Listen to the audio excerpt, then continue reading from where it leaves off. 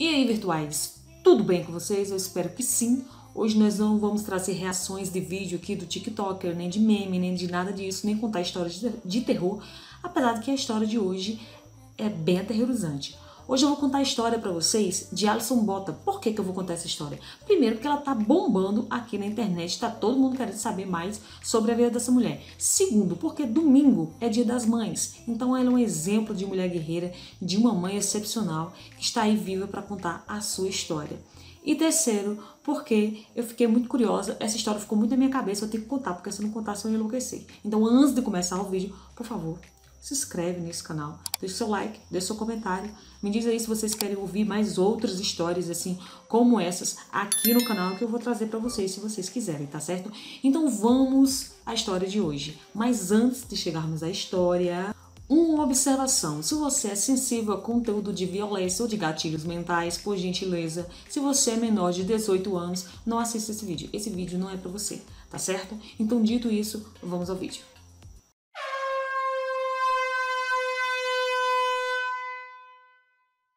Da morte à vida, a incrível história de terror e milagre de Alison Bottom.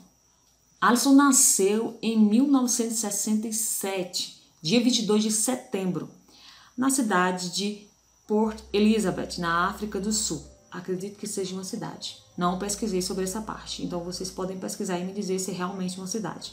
Ela morava com seus pais, o Brian e a Claire, e ela tinha um irmão mais velho que se chamava Neil. Aliás, ela era muito apegada a esse irmão.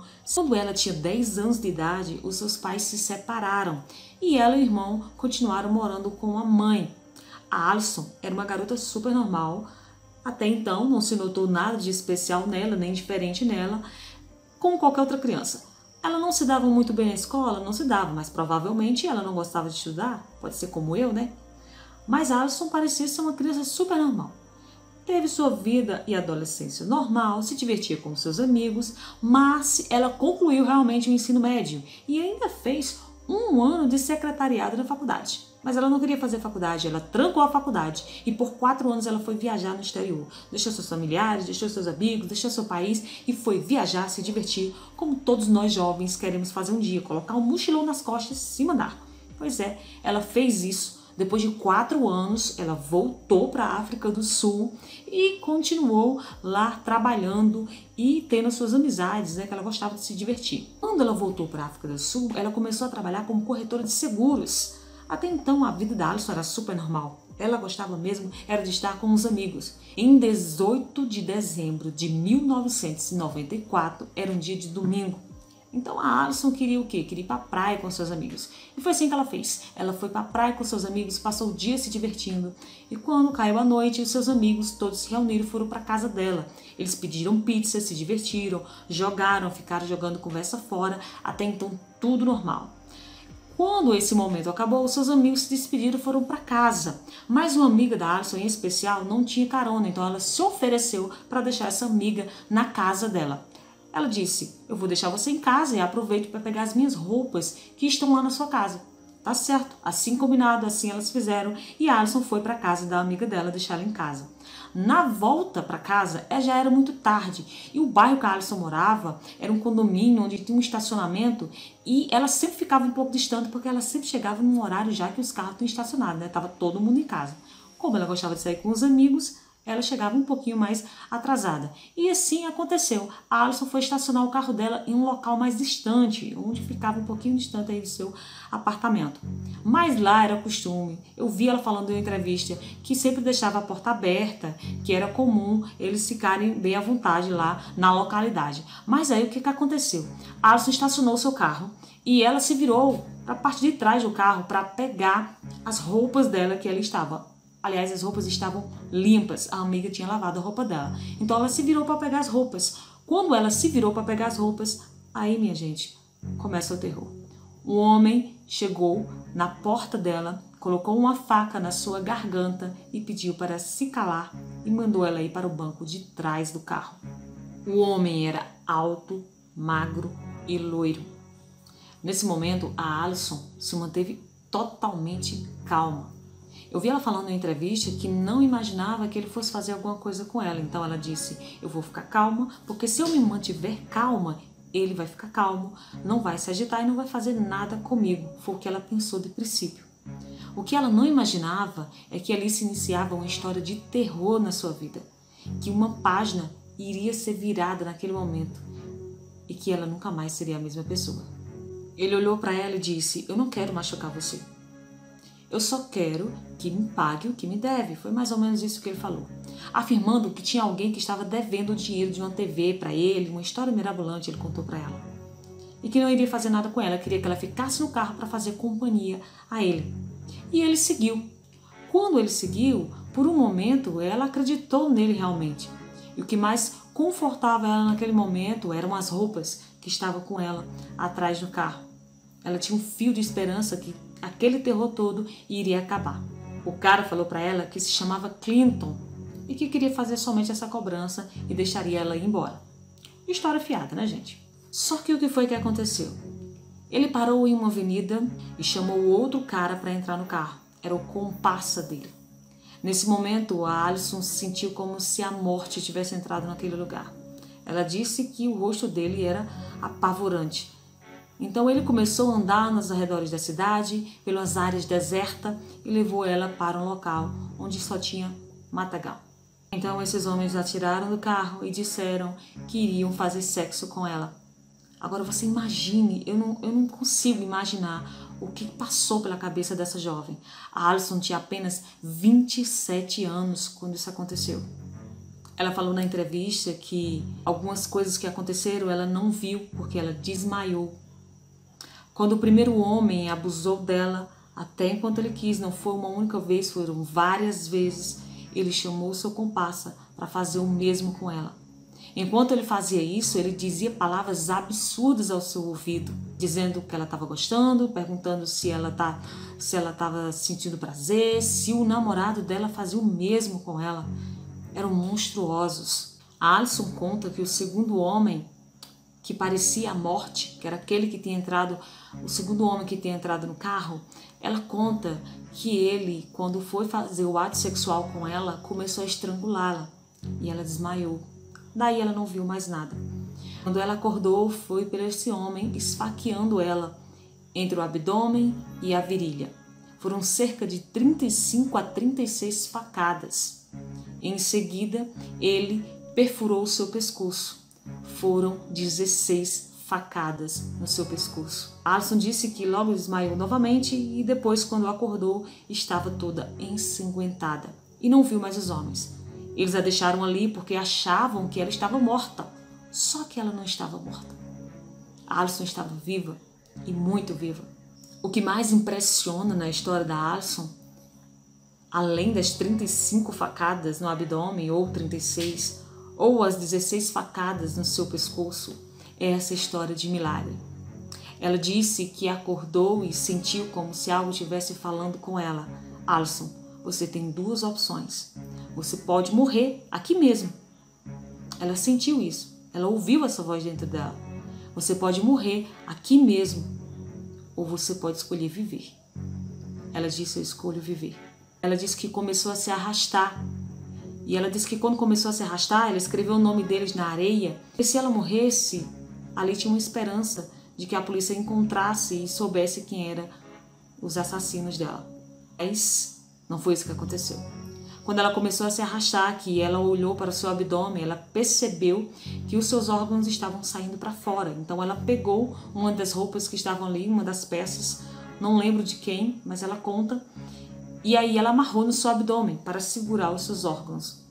Só que ela falou que estava indo muito devagar, sentiu que estava devagar e o tempo estava correndo e ela não iria conseguir sobreviver. Então ela se colocou de pé e começou a caminhar.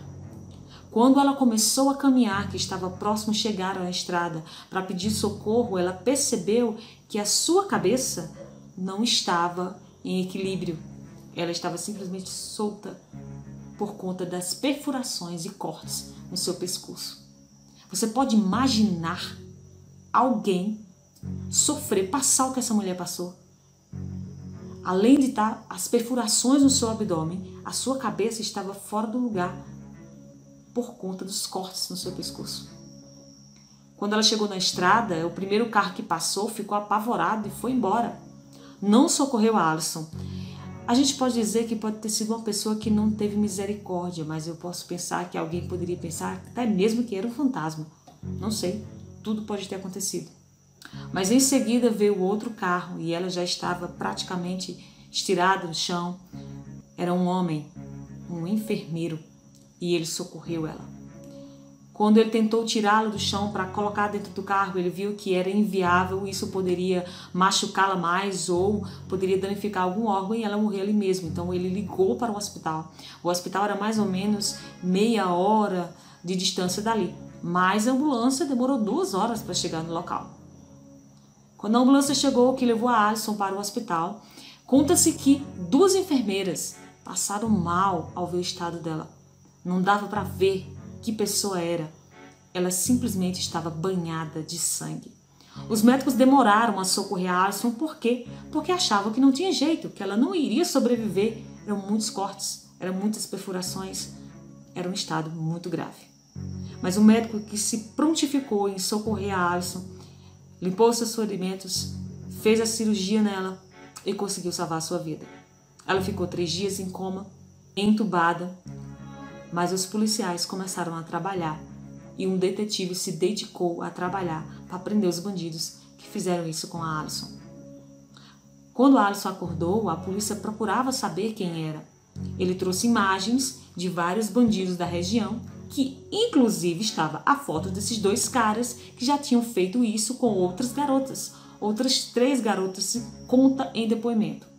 Só que pela lei da África do Sul, os caras só poderiam ser presos se a Alisson falasse se era eles ou não. Ela tinha que confirmar com a boca dela. Agora me diga, se fosse uma pessoa que fosse muda, ela não poderia dar o depoimento dela? Porque ela não falava? Então a Alisson teve que ser desentubada, mas o médico disse que seria muito arriscado, ela poderia morrer. Então ela disse para o médico que não, que ele poderia desentubar ela, que ela conseguiria falar. Que mulher excepcional. Então a Alisson foi desentubada e o detetive veio pegar o seu depoimento. E os caras foram presos, é óbvio. Os idiotas não acreditaram que a Alisson estaria viva. Claro que eles não iriam acreditar que ela estaria viva. Quando eles foram abordados, eles nem negaram o que tinha feito. Aliás, até contaram como tinha feito. E a Alisson sobreviveu. Depois disso, a Alisson ficou em estado profundo de depressão. Mas ela conseguiu se reerguer. Ela conseguiu viver depois disso. Os médicos falaram que seria impossível a Alisson ser mãe. Mas a Alisson casou e teve 2 filhos. Acredite, ela teve 2 filhos. Mas que mulher incrível, não é mesmo? Alisson se tornou referência na África do Sul, sendo a primeira mulher porta-voz de ter a coragem, a ousadia de denunciar crimes como esse. Ela começou a dar palestras e também consentiu a uma jornalista a escrever a sua história, a sua biografia, que também se transformou em um filme, que eu quero muito ver esse filme, mas eu não encontrei esse filme nem com legenda. Como eu não sei inglês, então ficou por isso mesmo. Eu fui catando de um lado para o outro essa história para contar para vocês. E assisti também uma entrevista dela em um canal, não sei se era africano ou era americano, mas eu assisti essa entrevista dela e achei excepcional. Uma mulher forte, corajosa, que se tornou porta-voz das mulheres na África, que são muito abusadas. A gente sabe que muitas dessas histórias acontecem porque a maioria dos criminosos eles têm problemas na criação deles, perturbações, teve algum trauma, alguma coisa aconteceu. Mas nesse caso não é isso. É safadeza mesmo, safadeza mesmo. Um dos caras era casado, com filho, muito bem casado, muito bem obrigado, teve uma infância super normal, uma adolescência normal, uma vida normal, sem trauma nenhum. Ele era safado mesmo. Criminoso, bandido, que queria acabar com a vida dos outros. Simplesmente assim. E depois dessa história terrível que aconteceu com ela, ela viajou o mundo, palestrando, contando a sua história. E hoje ela é referência no seu país e uma das personagens mais inspiradoras da África do Sul. E que história! Na entrevista que eu assisti dela na TV, uma das repórteres perguntou o seguinte: como que ela fazia para educar os filhos? Ela disse: Minha mãe sempre me deu palavras de encorajamento. Não importa o que aconteça, nós escolhemos o que fazemos. E ela resolveu transformar essa história, contando para o mundo e encorajando outras mulheres que passavam e que passam e que continuam passando por abusos sexuais até os dias de hoje. Essa mulher tá de parabéns. Pois é, essa é a história de hoje. Eu espero que vocês tenham gostado dessa história. Não com muitos detalhes, porque, gente, que história.